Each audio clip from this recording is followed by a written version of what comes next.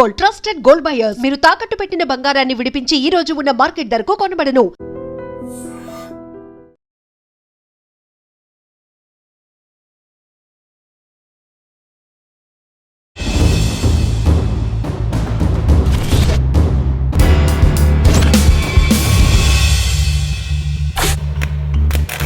Welcome to crime confessions.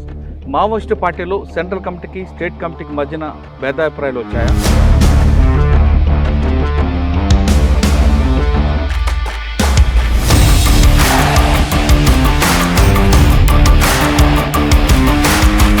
Central committee మాజీ member Sudhakar alias Satwaji గారు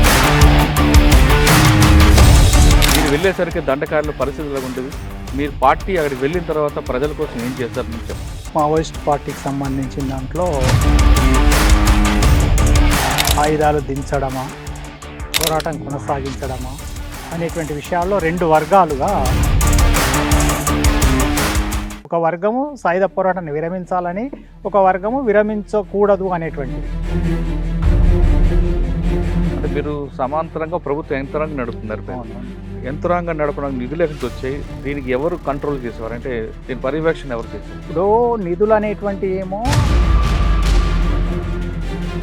వాళ్ళు కొంత ఫండ్ పార్టీకి జమ చేసేవాళ్ళు అన్నట్టు, వాళ్ళకు వచ్చినటువంటి దాంట్లో. అట్లా ఊర్లలో కూడా జంతన సర్కార్ పట్టుల వల్ల వాళ్ళు ఫండ్స్ జమ చేసుకునే విధంగా కూడా ప్రోత్సహించి తల్వార్ జోడం స్టార్ట్ అయిన తర్వాత పార్టీకి ఎలాంటి నష్టం జరిగింది?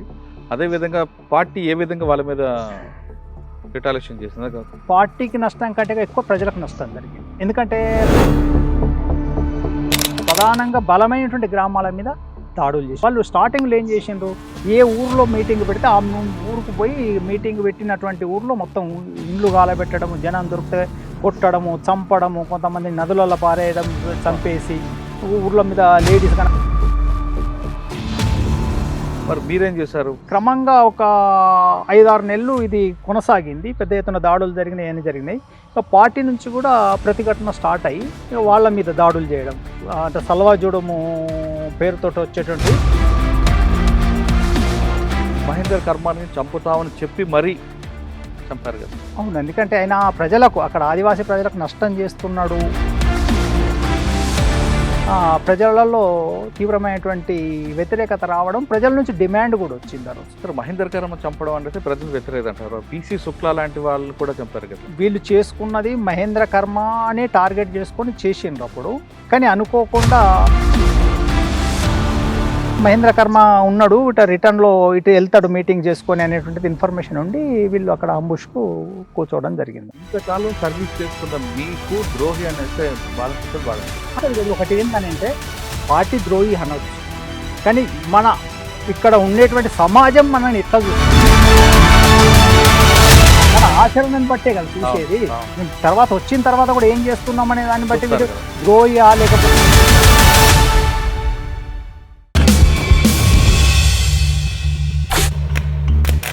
Welcome to crime confessions. Maoist పార్టీలో సెంట్రల్ కమిటీకి స్టేట్ కమిటీకి మధ్యన భేదాభిప్రాయాలు వచ్చాయా? వాళ్ళ మధ్యన విభేదాలు కనిపిస్తున్నాయా? ఎందుకంటే సెంట్రల్ కమిటీ ఆయుధాలు కాసేపు విసర్జిద్దామని అంటుంటే కాదు, ఖచ్చితంగా సాయుధ పోరాటం చేయాల్సిందంటూ స్టేట్ కమిటీ తీర్మానం ఇవ్వడం ఇటువంటి జరుగుతున్నాయి. కానీ ప్రభుత్వం మాత్రం మార్చి 26 తేదీసరికి మావోయిస్ట్ పార్టీ ఉద్యమాన్ని అణచివేస్తామని ఒక అల్టిమేట్ ఇవ్వడం. ఈ నేపథ్యంలో సెంట్రల్ కమిటీలో మల్లోజు వేణుగోపాల్ గారు 22 పేజీలు లేఖ రాశారు.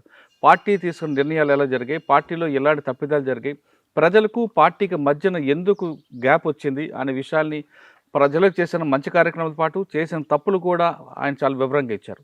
ఈ నేపథ్యంలో ఖచ్చితంగా మనం పార్టీని లీగలైజ్ చేయాలని ఆయన అభిప్రాయం వ్యక్తం చేస్తే కాదు, అది ఆయన వ్యక్తిగత అభిప్రాయం అంటూ స్టేట్ కమిటీతో పాటు సెంట్రల్ కమిటీలో కూడా కొంతమంది సభ్యులు స్టేట్మెంట్ ఇచ్చారు. ఈ నేపథ్యంలో అసలు పార్టీలో ఏం జరుగుతుంది, కేవలం మావోయిస్ట్ పార్టీ మరో రాజకీయ పార్టీగా మారుతుందా, లేదా ఇలా భేదాభిప్రాయాలు వస్తుంటాయా, వస్తే ఏ విధంగా పరిష్కరించుకుంటారు అనే అంశం మనతో మాట్లాడడానికి సెంట్రల్ కమిటీ మాజీ మెంబర్ సుధాకర్ అలియా సత్వాజీ గారు ప్రస్తుతం మనతో నిర్మల్లో ఉన్నారు. ఆయన అడిగి చాలా క్లారిటీగా తెలుసుకుందాం. అన్న నమస్తే. నమస్తే. మీరు సుదీర్ఘకాలం పార్టీలో పనిచేశారు. ఆదిలాబాద్ జిల్లాలో పుట్టి ఇక్కడ ఉన్న ఉద్యమంతో చేస్తూ ఇక్కడ నుంచి పార్టీ ఆదేశాల మేరకు దండకార్యాలు పనిచేశారండి. సెంట్రల్ కమిటీ స్థాయి వరకు వెళ్ళారు మీరు.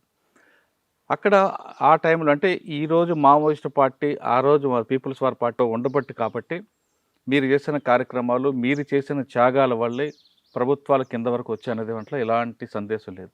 ఇది చరిత్ర ఎప్పటికీ మర్చిపోతుంది.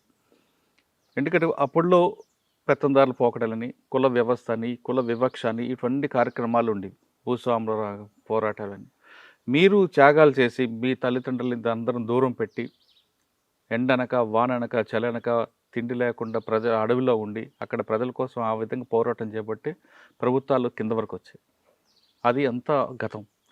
తర్వాత పార్టీ అప్పుడున్న ప్రజలకి అనుగుణంగా ప్రవర్తించింది, కానీ క్రమేపీ ప్రజలకు ఏం అవసరం ఉన్నాయి, ప్రజల సమస్యలు ఏంటి ఉన్నాయి అనే విషయాన్ని పక్కన పెట్టి ఒకే ధోరణిలో ఎంచుకున్న ఒకే పాత లైన్లో వెళ్ళబట్టే పార్టీ ప్రజలకు దూరమైందా, లేదు ప్రజలు ఇటీవల కాలంలో కొన్ని విదేశీ సంస్కృతిని అలవాటు పడి ఈ టెక్నాలజీకి అలవాటు పడి ప్రజలే పార్టీని దూరం పెట్టారా? ఈ మొత్తం ఈ నేపథ్యం చూస్తుంటే కేవలం దండకాండం గతంలో 16 రాష్ట్రాలకు పరిమితమైన పార్టీ ఇప్పుడు కేవలం దండకార్యం వరకు మాత్రమే పరిమితవుతుంది. అంటే ఛత్తీస్గఢ్ లేదంటే జార్ఖండ్, కొంత ఒరిస్సా ఏఓబి ప్రాంతంలో. దీనికి కారణం ఎవరు? ఇవన్నీ విశ్లేషిస్తూ ప్రస్తుతం పార్టీ సాయుధ పోరాటం విరమించాలంటూ central committee politburo member Mallojula Venugopal గారు లెటర్ రాయడం, కాదు ఆయన వ్యక్తిగత అభిప్రాయం అంటూ స్టేట్ కమిటీ మెంబర్ ఇవ్వడం, మరి కొంతమంది ఇవ్వడం, అంటే రెండుగా విడిపోయింది, సౌత్ నార్త్గా విడిపోయింది అనేది ఒక వాదన వస్తుంది.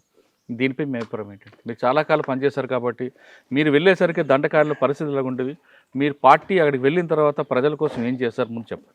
ఈరోజు మావోయిస్ట్ పార్టీకి సంబంధించిన దాంట్లో పెద్ద ఎత్తున చర్చ జరుగుతున్నటువంటి విషయం ఏంటంటే, ఆయుధాలు దించడమా, పోరాటం కొనసాగించడమా అనేటువంటి విషయాల్లో రెండు వర్గాలుగా స్టేట్మెంట్స్ అయితే వస్తున్నాయి. మల్లోజుల వేణుగోపాలు అంటే సోను పేరుతోటి, అభయ్ పేరుతోటి కూడా స్టేట్మెంట్స్ వచ్చినాయి.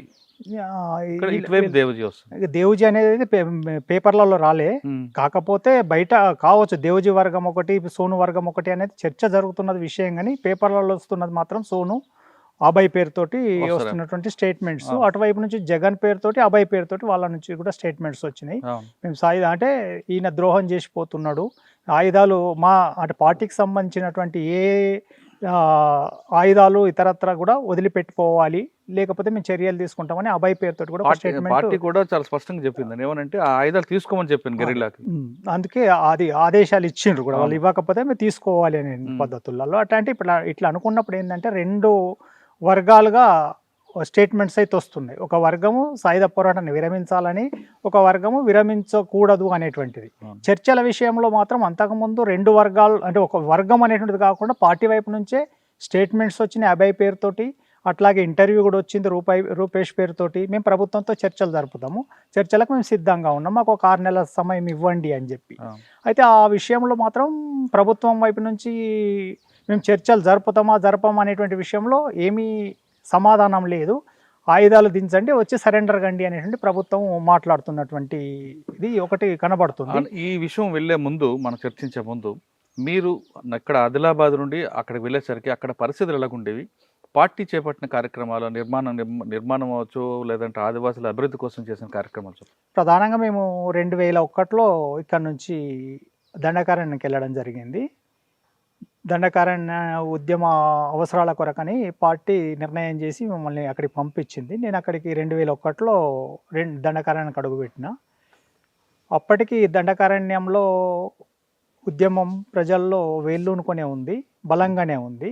ఆ సమయంలోనే అక్కడ జరుగుతున్న నష్టాలు ఏముండేవి? ఉన్నప్పుడు నష్టాలు, ప్రజలకు ఎలాంటి అసౌకర్యం ఉండేది, ప్రజలు ఏ విధంగా బాధలు పడుతుండేవారు ఆదివాసీలు? అంటే మేము పోయేటప్పటికి మాత్రం దండకారణ్యంలో ఉన్నటువంటి సమస్య ఫారెస్ట్ అధికారులకు సంబంధించింది, ఊర్లలో ఉంటుంటే కొంతమంది పెత్తందారులకు సంబంధించినటువంటి సమస్య, పోలీసులకు సంబంధించినటువంటి తప్ప ఇంకా వేరేటువంటి సమస్యలు అయితే లేవు. వాళ్ళకి భూముల అవసరం ఉంది కాబట్టి భూముల కొరకు పోడుగొట్టుకుంటూ భూములు సాగు చేసుకోవడం అనేటువంటి దాంట్లోనే ఉన్నారు ప్రజలు అప్పటికి. ఎందుకంటే వాళ్ళకి ఇంకా వేరే ఇప్పుడు బయట నుంచి వాళ్ళ మీద గతంలో ఉన్నటువంటి ఫారెస్ట్ అధికారుల అణిచివేత కావచ్చు, లేకపోతే ఊర్లలో ఉండేటువంటి పెత్తందారుల అణిచివేత అప్పటికి పార్టీ ఎస్టాబ్లిష్ అయింది కాబట్టి అటువంటి ఏమీ బయటకు వస్తలేవు. కాబట్టి పార్టీ ఏం చేసింది, 2002 ఆ ప్రాంతంలో గ్రామరాజ్య కమిటీలు, అంటే జంతన సర్కార్లని ఏర్పాటు చేయాలి అనేటువంటి ఒక నిర్ణయం తీసుకొని గ్రామాలలో ఎక్కడ పార్టీకి బలం ఉంటే అక్కడ గ్రామ రాజ్యాధికార కమిటీలు, అంటే జంతన సర్కార్లని ఏర్పాటు చేయాలనేటువంటి ఒక నిర్ణయం తీసుకొని 2002లో నిర్ణయం తీసుకొని 2003 నుంచి ఆ ప్రాసెస్లోకి వెళ్ళిపోయింది. వెళ్ళిపోతూ అక్కడ ఉన్నటువంటి ప్రభుత్వ విభాగాలు ఏవైతే ఉంటాయో అంటే ప్రభుత్వానికి ప్రధానంగా సర్పంచులు, పంచాయతీ సెక్రటరీలు ఇటువంటి వాళ్ళు ప్రభుత్వ వింగ్స్ ఏమి ఉండొద్దు, ఇక్కడ మన రాజ్యాధికారం ఏర్పాటు చేద్దాం అనేటువంటి నిర్ణయాన్ని తీసుకొని ప్రభుత్వానికి సంబంధించినటువంటి ఎటువంటి విభాగాలు ఇక్కడ ఉండొద్దు, ఇది ఇక్కడ ప్రజల రాజ్యాధికారాన్ని స్థాపిద్దాం అనేటువంటి కారణం నుంచి ఎక్కడైతే పార్టీ బలంగా ఉందో అటువంటి ప్రాంతాలలో నిర్ణయం తీసుకున్నది.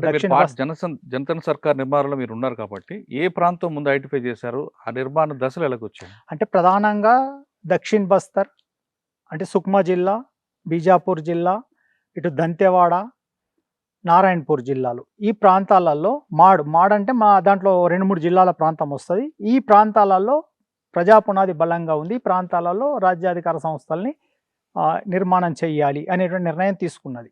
అటు దక్షిణ్ బస్తర్ నుంచి స్టార్ట్ అయ్యి దక్షిణ్ బస్తర్, పశ్చిమ బస్తర్, మాడ్, తర్వాత అదే క్రమంలో గడిచిరోళ్ళ కొంత ప్రాంతం అంటే బామ్రాగఢ్ ప్రాంతానికి, అటు ఉత్తర బస్తర్లో కూడా రావుఘాట్ లాంటి ప్రాంతాలలో కొద్ది ఉద్యమం ఎక్కడైతే బలంగా సాపేక్షంగా బలంగా ఉందో అటువంటి ప్రాంతాలలో ప్రజా రాజ్యాధికార సంస్థలు అంటే జంతన సర్కార్లు అని ఏర్పాటు చేస్తూ ఇక్కడ ప్రజలకు సంబంధించిన ప్రాథమికమైనటువంటి రాజ్యాధికార సంస్థ అంటే బీజ రూపంలో ఉన్నటువంటి రాజ్యాధికార సంస్థ. ఇంకా దీనికి పూర్తి పరిపక్వం చెందినటువంటిది కాదు, ఇది ఒక పునాది లాంటిది, ఇక్కడ నుంచే స్టార్ట్ అయ్యి మనం పైకి వెళ్ళొచ్చు అనేటువంటి నిర్ణయంతో అక్కడ రాజ్యాధికార సంస్థలను ఏర్పాటు చేయడం జరిగింది. అంటే నిర్మాణ దశలు ఎలా ఉండొచ్చేదాన్ని తీసుకొచ్చారు అంటే బాలల కార్మిక సంఘం అట్లా ఉండదు. ఇప్పుడు ఊర్లో ఒక సెల్ ఉంటుంది, పార్టీ సెల్ ఉంటుంది, అంటే పార్టీ సభ్యులతో కూడినటువంటి సెల్ ఉండాలి. అక్కడ జిఆర్డి అంటే గ్రామరక్షక దళం ఉండాలి. తర్వాత గ్రామరక్షక దళంలో పార్ట్గా దాని ప్లటూన్లు అంటే మిలీషియా ప్లటూన్లు ఏర్పాటు చేయడం, తర్వాత గ్రామరక్షక దళం ఉండాలి, మిలీషియా ప్లటూన్స్ ఉండాలి, తర్వాత గ్రామంలో సెల్ కంపల్సరీ అక్కడ సెల్ ఉండాలి. పార్టీ అంటే పార్టీ నిర్మాణం అన్నట్టు అది. ఇక దాంతోపాటు ప్రజా సంఘాలు అనేటువంటి మహిళా సంఘము, తర్వాత రైతు కూలీ సంఘము, ఇటువంటి సంఘాలు కూడా అక్కడ ఉన్నప్పుడే అంటే అన్ని నిర్మాణాలు పరిపూర్ణంగా ఉన్నప్పుడు అక్కడ రాజ్యాధికార సంస్థ జంతన సర్కార్లను ఏర్పాటు చేయాలి. కార్యక్రమాలు ఏంటన్నా అభివృద్ధి కార్యక్రమాలు? అభివృద్ధి కార్యక్రమాలు అనుకున్నప్పుడు ప్రధానంగా అక్కడ వ్యవసాయాన్ని అభివృద్ధి చేయడం అనేటువంటిది మెయిన్. అక్కడ ఉన్నటువంటి సమిష్టి భూమిని కొంత తీసుకొని అంటే అంటే ప్రైవేట్ భూములకు వాళ్ళకు అవసరమైనటువంటి విత్తనాలు కొంత సప్లై చేయడము, తర్వాత ప్రభుత్వానికి అంటే సమిష్టి భూమి సమిష్టి భూములు ఉన్నటువంటి దగ్గరలలో లేకుంటే అక్కడ ఏమన్నా ఉంటే సమిష్టి భూమిని ఏర్పాటు చేసి ఆ సమిష్టి భూములలో వరి పంట, కూరగాయలు లాంటి అవి ప్రాథమిక స్థాయిలోనే అటువంటి దాని నుంచి ఈ అభివృద్ధి కార్యక్రమాలు తీసుకుందాం, ఈ పద్ధతిలో ప్రజల్ని అభివృద్ధి చేద్దాం. అంటే ఒక్కొక్క వ్యక్తికి ఎంత ఇచ్చేవారు లేదా సమిష్టిగా వ్యవసాయం చేస్తారు? సమిష్టిగానే. ఇప్పుడు ఒక ఊర్లో ఒక జంతన సర్కారుకు సంబంధించిన పరిధి ఉంటుంది, ఒక 4-5 గూడాలు, 5-6 గూడాలు, ఒక జనాభాని తీసుకొని కొంత జనాభా ఉన్నటువంటి ప్రాంతాలు ఒక 5-6 గూడాలు, ఒక 10 కిలోమీటర్ల పరిధిలో ఉన్నటువంటి గూడాలలో ఉన్నటువంటి కలిపి ఒక జంతన సర్కారు ఏర్పడితే అక్కడ ఆ ప్రాంతానికి సంబంధించినటువంటి జనం అందరు వచ్చి ఆ సమిష్టి పనిలో ఒక రోజో 2 రోజులు పాల్గొని సమిష్టి పని చేసేసి ఆ పంట కూడా సమిష్టిగా తీసుకొని అవసరమైంది గ్రామానికి ఉపయోగించుకోవడం, కొంత సమిష్టిలో పెట్టుకోవడం, మిగిలింది ప్రజలకు కూడా పంచుకోవడం అనేటువంటి పద్ధతులలో స్టార్ట్ చేశారు. కానీ ఆ పంటను అమ్మడం, ఆ పంట ద్వారా వచ్చిన లాభాన్ని ఎలా పంచడం, దాన్ని అంటే పంటని అమ్మే అంత పంట రాలేదు, కాకపోతే పంటని ఏం చేసేదంటే కుటుంబాలకు పంచుకునేవాళ్ళు. అక్కడ ఊర్లో కుటుంబాలు పంచడానికైనా మీరు విత్తనాలకి ఎరువులు లేకపోయినా విత్తనాలకైనా డబ్బులు కావాలి కదా. అవును. మరి ఆ డబ్బులు ఎక్కడ అంటే ఒకటి ఏం చేసిండ్రంటే విత్తనాలకు అయ్యేటువంటి డబ్బులు పంట వచ్చిన తర్వాత అక్కడ నుంచి తీసేసుకున్నది పార్టీ. అంటే పార్టీ ఏదైతే విత్తనాలకు డబ్బు ఇచ్చిందో వాళ్లకు ఇవ్వగలిగిన దగ్గర రిటర్న్ తీసుకున్నది, ఇవ్వలేని దగ్గర తీసుకోలేదు. అట్లా చేస్తూ చేసింది. కొంతమంది దగ్గర పంట రాలేదు అనుకున్నప్పుడు వాళ్ళు ఇవ్వలేని పరిస్థితి కాబట్టి దాన్ని వదిలిపెట్టింది.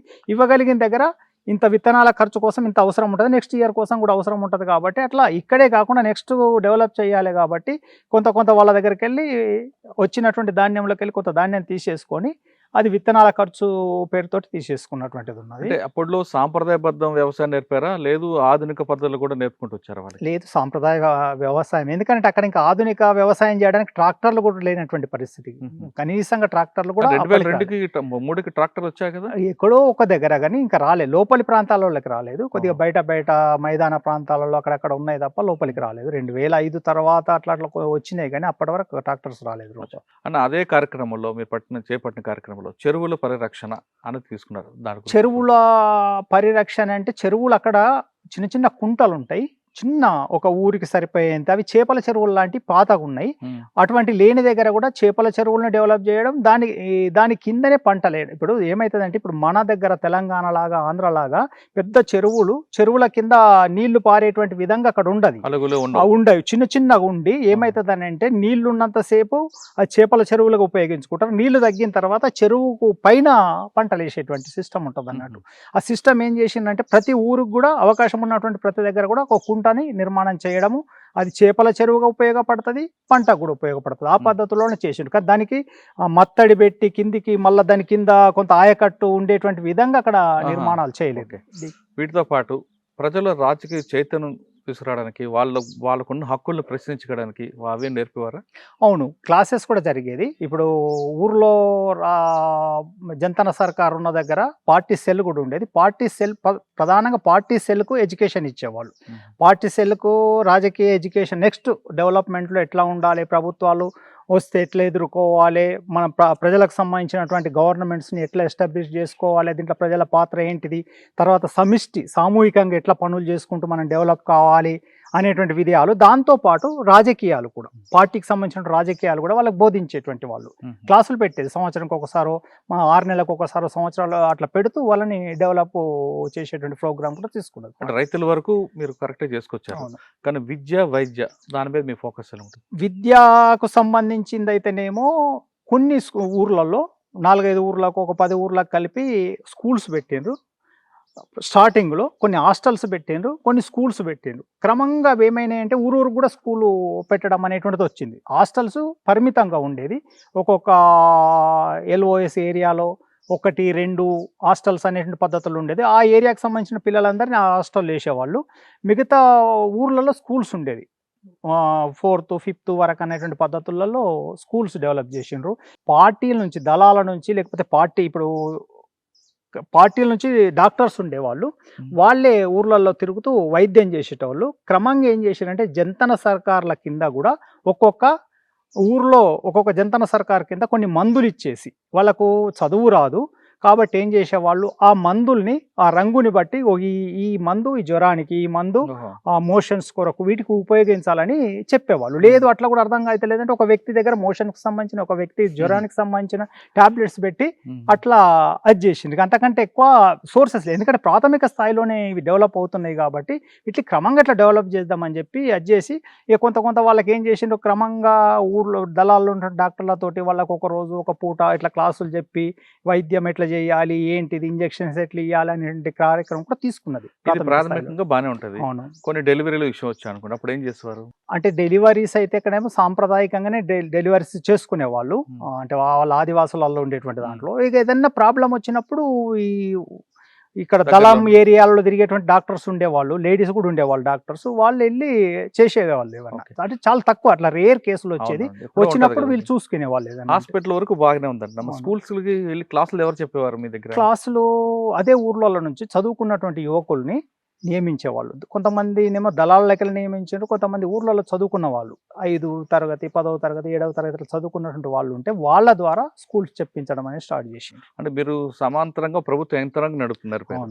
యంత్రాంగం నడపడానికి నిధులు ఎక్కడి నుంచి వచ్చాయి? దీనికి ఎవరు కంట్రోల్ చేసేవారు? అంటే దీని పర్యవేక్షణ ఎవరు చేసేవారు? ఇప్పుడు నిధులు అనేటువంటి ఏమో ఒకటి పార్టీ ఇతరత్ర వనరుల ద్వారా సేకరించేది, అది తునికాకు ద్వారా కావచ్చు, లేదనుకుంటే వెదురు ద్వారా కావచ్చు, తర్వాత వేరే రోడ్స్ ఇటువంటి కాంట్రాక్ట్స్ దగ్గర, తర్వాత కొంతనేమో ప్రజల నుంచి కూడా ఫండ్ వసూలు చేసేది. ఇప్పుడు సీజన్, ఆ తునికాకులో సీజన్ వచ్చింది, వాళ్ళు కొంత ఫండ్ పార్టీకి జమ చేసేవాళ్ళు అన్నట్టు, వాళ్ళకి వచ్చినటువంటి దాంట్లోకి వెళ్ళి. తర్వాత పంటల టైంలో కూడా వాళ్ళ పంటలకు వెళ్ళి కూడా కొంత పార్టీ పేరుతోటి జమ చేసిండ్రు. ఇటువంటి సోర్సెస్ నుంచి చేసిండ్రు. అట్లా ఊర్లలో కూడా జంతన సర్కార్ పరిధిలో కూడా వాళ్ళు ఫండ్స్ జమ చేసుకునేటువంటి విధంగా కూడా ప్రోత్సహించారు. ఇదంతా ఆర్థికంగా కూడుకున్న వ్యవహారం. పర్యవేక్షణ ఎవరు ఉండేది? పర్యవేక్షణ గవర్నమెంట్స్, జంతన సర్కార్స్ ఉంటాయి చూడండి. ఒక గ్రామానికి సంబంధించిన జంతన సర్కార్, ఒక గ్రామం అంటే ఇప్పుడు ఇక్కడైతే పెద్ద జనాభా ఉండేది కాబట్టి ఒక గ్రామం, దాంట్లో అట్లా కాకుండా ఒక పరిధి నిర్ణయించు, ఒక పాపులేషన్ తీసుకొని ఒక 2000 జనాభా ఉండేటువంటి విధంగా, 500 జనాభా ఉండేటువంటి విధంగా చూసుకొని ఆ వాళ్ళ పరిధిలోనే ఇప్పుడు జంతన సర్కార్ అనేటువంటిది ఉన్నప్పుడు దీంట్లో సర్కార్ అధ్యక్షుడు ఉంటాడు, ఒక ఆయన వ్యవహారం ఇదేంటి ఆర్థిక వ్యవహారాలు చూస్తైనా, ఒక ఆయన మెడికల్ వ్యవహారాలు చూసుకుంటైనా, ఒక ఆయన మిలిటరీ వ్యవహారాలు చూసుకుంటైనా, ఆ జంతన సర్కార్లో కూడా వివిధ విభాగాలు ఉండేటువంటి వాళ్ళకు ఇది అప్పచెప్పేది. పైన మళ్ళీ వాళ్ళకు ఏరియా సర్కార్ అని చెప్పి ఉంటే ఆ ఏరియా సర్కార్ వాళ్ళు చూసుకునేది జంతన సర్కార్లలో. మళ్ళీ దానికి పైన జిల్లా సర్కార్లు, ఇట్లా పైనుంచి గ్రామ స్థాయి నుంచి జిల్లా, డివిజన్, తర్వాత స్టేట్ వరకు కూడా దీని ఒక నిర్మాణం అనేటువంటిది ఏర్పాటు చేశారు. మీరు చేసిన ఆ కార్యక్రమాల్లో విద్య వైద్యతో పాటు చెరువులు పరిరక్షణ చేస్తున్నారు. ఇవి కాకుండా ఇంకేం చేశారు అక్కడ జంతన సర్కార్లు? బాగా అంటే మౌలిక సదుపాయాలు కల్పించడం కానీ, రోడ్డు సౌకర్యం కానీ. రోడ్డు సౌకర్యం అని అంటేనేమో ఊర్లకు మధ్యలో ఎక్కడన్నా వాటర్ ప్రాబ్లమ్స్ అంటే పోవడానికి సంబంధించిన దారి ప్రాబ్లం అవి ఇవి ఉంటే రోడ్లు వాళ్ళకు వాళ్ళు గ్రామాలని ప్రోత్సహించి అటువంటి రోడ్లు పోయించుకునేటువంటిది. ఇంటర్నల్గా ఎక్కడెక్కడ బయట రోడ్లకు సంబంధం లేకుండా లోకల్గా ఎక్కడైనా ఇబ్బంది ఉంటే పోవడంలో దారికి సంబంధించిన అటువంటి సమస్యలు ఉంటే అది మిలీషియా ద్వారా, ఆ మిలీషియా నాయకత్వంలో ప్రజల ద్వారా అవి చేయించినటువంటి. తాగునీరుకి సంబంధించింది అయితేనేమో వేరే సోర్సెస్ అయితే ఏం లేవు. అక్కడ ఉన్నటువంటి బావులు తవ్వడం అనేటువంటి ఒక ప్రోగ్రామ్ తీసుకున్నారు. ఎక్కడైతే ఇబ్బంది ఉన్నదో అక్కడ బావులు తవ్వించారు. కొన్ని దగ్గర బోర్లు కూడా వేయించారు. అంటే బోర్లు వేయించడంలో కూడా ప్రధానంగా ఏంటంటే నిధుల ద్వారా కాకుండా లోపలికి బోర్స్ వేయించడానికి వచ్చినట్టు గవర్నమెంట్ వ్యవస్థ ఉంటుంది చూడు, వాళ్ళ ద్వారానే ఎక్కడెక్కడ ఊర్లకు అవసరం ఉన్నాయి అటువంటి దగ్గర రెగ్యులేయించి ఇవన్నీ చేపట్టి ప్రజల నుంచి ఎలా స్పందన వచ్చేది? అక్కడ ప్రజల నుంచి బాగానే స్పందన వచ్చింది అప్పుడు. ఎందుకంటే అన్ని సౌకర్యాలు ఇక్కడ సమకూరుతున్నాయి కదా, మనకు అవసరమైనటువంటి అనేటువంటిది వచ్చింది. ఎప్పుడైనా ప్రజలు అనుకున్నప్పుడు ఒక ఎంతో కొంత వ్యతిరేక సెక్షన్ కూడా ఉంటుంది, ఎక్కడైనా ఉంటుంది, అది ఎక్కడ కూడా ఉంటుంది. అక్కడ కూడా అటువంటి సెక్షన్ ఉండేది. కాకపోతే పై పార్టీకి సంబంధించిన అపారెంట్ ఉన్నప్పుడు వాళ్ళందరూ కూడా దాని గురించి మాట్లాడేటువంటి స్థితి ఉండదు. కొద్దిగా స్థితిలో మార్పు వచ్చినప్పుడు వాళ్ళు పైకి రావడం, పార్టీ రావడంతో ఈ నష్టం జరిగింది, ఆ నష్టం జరిగింది, మాకు ఇట్లా చేసిండ్రు అట్లా చేసిండ్రు అనేటువంటి కొన్ని పొరపాట్లు కూడా పార్టీ వైపున జరిగినప్పుడు వాటిని కూడా ఎత్తి చూపేటువంటి. మీరు ప్రభుత్వానికి సమాంతరంగా నడిపిన జంతన సర్కార్ నడుపుతున్నప్పుడు ప్రభుత్వం నుంచి అక్కడ చుట్టుపక్కల పోలీసులకు నిర్బంధం లేదా? వచ్చింది. అంటే నిర్బంధం ఫస్ట్లోనే ఇప్పుడు సర్పంచుల్ని, తర్వాత ఈ సెక్రటరీని, పంచాయతీ సెక్రటరీని ఎల్లగొట్టినప్పుడు కూడా నిర్బంధం వచ్చింది. దాంట్లో భాగంగానే ఒక రకంగా చూస్తే సల్వజుడుం అనేటువంటి అభియాన్ గవర్నమెంట్ తీసుకున్నది. ట్రైబాల్స్ నుంచి కొంతమందిని కూడగట్టేదానికి మహేంద్ర కర్మ నాయకత్వం వహించి వీటిని అన్నింటిని ధ్వంసం చేయాలి. వీళ్ళు ప్రభుత్వాన్ని పూర్తిగా కూల్చడానికి ప్రయత్నాలు చేస్తున్నారు గ్రామ స్థాయి నుంచి. ఈ పునాదిని మళ్ళీ మనం కూడా ధ్వంసం చేయాలని అటువైపు నుంచి, ప్రభుత్వం వైపు నుంచి కూడా దాడి స్టార్ట్ అయింది. సల్వాజుడుం స్టార్ట్ అయిన తర్వాత పార్టీకి ఎలాంటి నష్టం జరిగింది? అదేవిధంగా పార్టీ ఏ విధంగా వాళ్ళ మీద రిటాలియేషన్ చేసింది? ఫస్ట్ పార్టీకి నష్టం అని అంటే పార్టీకి నష్టం కంటే ఎక్కువ ప్రజలకు నష్టం జరిగింది. ఎందుకంటే ప్రజలకు అప్పుడు సాయుధంగా లేరు ప్రజలు కాబట్టి ప్రజల మీద వచ్చి ప్రధానంగా బలమైనటువంటి గ్రామాల మీద దాడులు చేసి కొన్ని ఏరియాలలో, ప్రధానంగా అది బీజాపూర్ జిల్లాలో స్టార్ట్ అయ్యి మిగతా జిల్లాలకు విస్తరించింది. కానీ మొదట్లో స్టార్ట్ అయింది బీజాపూర్ జిల్లాలో కుట్రు ప్రాంతంలో. ఆ కుట్రు ప్రాంతంలో కుట్రు వెదిరి అని ఉంటుంది, ఆ సెంటర్గా దీని స్టార్ట్ అయింది. అక్కడ స్టార్ట్ అయ్యి మిగతా ప్రాంతాలకు క్రమంగా విస్తరించింది. వాళ్ళు స్టార్టింగ్లో ఏం చేసిండ్రు, ఏ ఊర్లో మీటింగ్ పెడితే ఆ ఊరుకు పోయి మీటింగ్ పెట్టినటువంటి ఊర్లో మొత్తం ఇండ్లు గాలబెట్టడము, జనం దొరికితే కొట్టడము, చంపడము, కొంతమంది నదులలో పారేయడం, చంపేసి ఊర్ల మీద లేడీస్ కనబడితే రేఫులు చేయడం, ఇవన్నీ కూడా చేసిండ్రు. ఇది ఒక 6 నెలలు మీటింగ్ పెట్టినందుకు సహకరించినది. అదే ఎందుకంటే పార్టీకి సంబంధించిన బలమైన గ్రామం, అక్కడ జంతన సర్కార్ ఉంది, వీటి సంఘ నాయకుడు ఉన్నాడు, ఇదంతా వాళ్ళకు ముందే తెలుసు కాబట్టి అటువంటి వాళ్ళ సంఘ నాయకులు ముందే తప్పించుకోపోకుండా దొరికినటువంటి వాళ్ళు ఉంటే చంపడము, లేదనుకుంటే లొంగ తీసుకొని ఎస్పీఓలుగా చేసినటువంటి ఘటనలు కూడా ఉన్నాయి. మరి మీరేం చేశారు పార్టీగా? అంటే ప్రజలకు మరి మీరు రక్షణ కల్పించారు, వాళ్ళ ధైర్యం ఎలా కోల్పోకుండా? అందుకే పార్టీ కూడా ఏం చేసింది, ఎక్కడెక్కడ మీటింగులు పెడతా, స్టార్టింగ్ లో కొన్ని మీటింగ్ల వరకు అర్థం కాలేదు. మీటింగ్ల వరకు అర్థమైన తర్వాత వాళ్ళు కూడా పెద్ద ఎత్తున పోలీస్ ఫోర్స్ తోటే వచ్చింది. ఇప్పుడు సల్వాజుడుం మీటింగ్ మహేంద్ర కర్మ వస్తున్నాడంటే ఆయనకు అవసరమైన రక్షణ పోలీసు కల్పించేటోళ్ళు. ఇంకా చుట్టూ 4 ఊర్లలో కూడా ఆ టైంకు ఫోర్సెస్ని పంపించి వాళ్ళు మీటింగ్లు ఏర్పాటు చేసేటోళ్ళు. కాబట్టి వాటిని క్రమంగా ఒక 5-6 నెలలు ఇది కొనసాగింది. పెద్ద ఎత్తున దాడులు జరిగినాయి.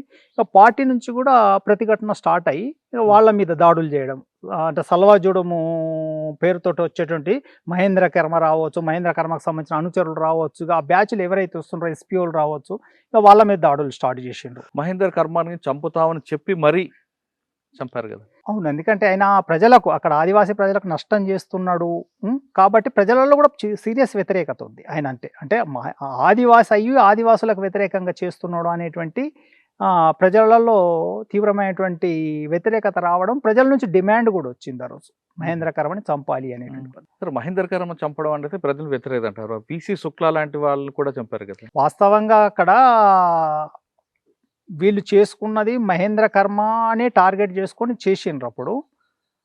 కానీ అనుకోకుండా వీళ్ళందరూ కూడా ఎవరెవరు ఉన్నారు ఏంటిది అనేటువంటి కూడా వీళ్ళకి ఇన్ఫర్మేషన్ లేదు. మహేంద్ర కర్మ కాన్వాయ్ వస్తుంది అనేటువంటిది చేసిండ్రు. ఎక్కడ జరిగిందండి అది విసి శుక్లా గారి మీద? విసి శుక్లాది కూడా అదే ఘటనలో కదా చనిపోయిందని, గాయపడ్డాడు అక్కడ. గాయపడి తర్వాత వెళ్ళి చనిపోయాడు. హాస్పిటల్లో అంటే అక్కడ స్పాట్ ఎక్కడ? స్పాట్ దర్బా దగ్గర, ఘాట్ రోడ్ లో. ఘాట్ రోడ్, దర్బా ఘాటీలో. అంటే మీకు ఇన్ఫర్మేషన్ ఆయన వస్తున్నారు అనుకున్నారు. అంటే అక్కడ ఉన్నటువంటి టీంకి ఏందనంటే మహేంద్ర కర్మ మీటింగ్ పెడుతున్నాడు అనేటువంటి తెలిసింది. తెలిసిన తర్వాత వీళ్ళు అప్పటికి అక్కడ ఏందనంటే వాళ్ళు యాక్టివిటీస్ జరుగుతాయి కదా, మిలిటరీ యాక్టివిటీస్లో భాగంగా అక్కడ టీమ్స్ ఉన్నాయి. ఆ టీమ్స్కి ఏంటంటే మళ్ళీ మహేంద్ర కర్మ ఉన్నాడు ఇటు రిటర్న్లో ఇటు వెళ్తాడు మీటింగ్ చేసుకొని అనేటువంటిది ఇన్ఫర్మేషన్ ఉండి వీళ్ళు అక్కడ అంబుష్కు కూర్చోవడం జరిగింది. ఆ సంఘటన జరిగిన తర్వాత పోలీసులు ఇంకా వరుసగా గ్రామాల మీద పడడం, కనబడిన కొట్టడం, అరెస్టులు చేయడం చేశారు. అంటే ఈ సంఘటన ఒక మెసేజ్ ఏంటంటే మీ వైపు అటువైపు మధ్యన ఆదివాసులు నడిగిపోయారు అనేది వాస్తవం కదా. అంటే నలిగిపోవడం అని అనుకున్నప్పుడు ఇదేందనంటే ఇది కూడా ప్రజల డిమాండ్, మహేంద్ర కర్మని చంపాలి అనేటువంటిది ఎందుకంటే ప్రజలకు అక్కడ ఆదివాసీ ప్రజలకు వ్యతిరేకంగా ఇప్పుడు కాదు, అంతకుముందు కూడా చాలా అభియాన్లు నడిపించినటువంటి చరిత్ర ఉంది. అక్కడ మేము పోకముందు కూడా కొన్ని అభియాన్లు నడిచినాయి అక్కడ ఆదివాసులకు వ్యతిరేకంగా ఆయన చేసిండు. తర్వాత కూడా ఈ సల్వాజుడుం అనేటువంటి క్యాంపెయిన్ దాదాపుగా ఆయన నాయకత్వం వహించిండు అప్పుడు ఉన్నటువంటి బీజేపీ గవర్నమెంట్. కానీ ఈయన కాంగ్రెస్ నాయకుడు అయ్యి ఉండి కూడా దానికి నాయకత్వం వహించి ఆయన కూడా ఆదివాసీ కదా. ఆదివాసే కాబట్టి ఆదివాసులకు వ్యతిరేకంగా చేస్తున్నాడు కాబట్టి ఆదివాసుల ప్రజల డిమాండ్ కదా, ఆయన ఆదివాసీ ప్రయోజనాలకు వ్యతిరేకంగా చేస్తున్నాడు కాబట్టి ఆయన ఆదివాసి అయినప్పటికీ ఆదివాసుల కోసం చేస్తలేడు అనేటువంటి ప్రజల డిమాండ్ కాబట్టి దానికి అనుగుణంగా అది చర్య తీసుకోండి. ఆ విధంగా ఎన్ని సంవత్సరాలు చేశారు పార్టీ జనతా సర్కార్? 2003లో స్టార్ట్ అయ్యి ఎంత కంటిన్యూగా అవుతూనే ఉందా? కంటిన్యూగా నడిచింది జనతా సర్కార్, మంచి కార్యక్రమం చేపట్టారు. అయితే అక్కడ చదువుకున్న విద్యార్థి బయటకు వచ్చిన తర్వాత గవర్నమెంట్ స్కూల్ యాక్సెప్ట్ చేయడానికి 10వ క్లాస్ వరకు జనతా సర్కార్లో చదువుకుంటే కనీసం 5వ క్లాస్ చదువుకుంటే లేదు మళ్ళీ ఫస్ట్ క్లాస్ వెళ్ళాలంటారు.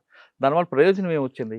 అంటే వాస్తవంగా ఏంటంటే అక్కడ ప్రాంతాలలో స్కూల్స్ లేనటువంటి పరిస్థితి, గవర్నమెంట్ స్కూల్స్ లేవు, చాలా తక్కువ ప్రాంతాలలో ఉండేటువంటి ఎవరికి ఆదివాసులకు కనీసం వాళ్ళ ఏది ప్రపంచ జ్ఞానం కోసమైనా కొంత చదువు నేర్పించాలనే కాడి నుంచే స్టార్ట్ అయినాయి. స్టార్ట్ అయి వెళ్తున్నటువంటి క్రమంలో కొద్దిగా అంటే 5వ తరగతి వరకు అనేటువంటి స్కూల్స్ చేసిండ్రు. 5వ తరగతి తర్వాత వాళ్ళు బయటకు వెళ్ళడం, బయటకు వచ్చిన తర్వాత ప్రభుత్వాలు నమ్మితే వాళ్ళు గుర్తిస్తే కదా ఉపయోగం లేదు. అందుకే దీని విషయంలో కూడా చర్చ జరిగింది, ఎట్లా చేయడము ఏంటిది అంటే. పార్టీలో చర్చ జరుగుతున్నటువంటి క్రమంలో కొంతమంది మళ్ళీ 5th క్లాస్లో బయట చేరి కూడా చదువుకున్నటువంటి ఘటనలు ఉన్నాయి. కొంతమంది పోలేదు. అంటే పార్టీ దాన్ని పూర్తిగా అందులోకి పోవద్దు, గవర్నమెంట్ వ్యవస్థలకే పోవద్దు అనే పద్ధతుల్లో. ఎందుకంటే ఫర్దర్ స్కూల్ పోవాలనుకున్నప్పుడు నీ దగ్గర వ్యవస్థ లేనప్పుడు పోవాల్సిందే. తర్వాత ఈ సర్టిఫికెట్లకు కూడా విలువ అయితే బయట లేదు.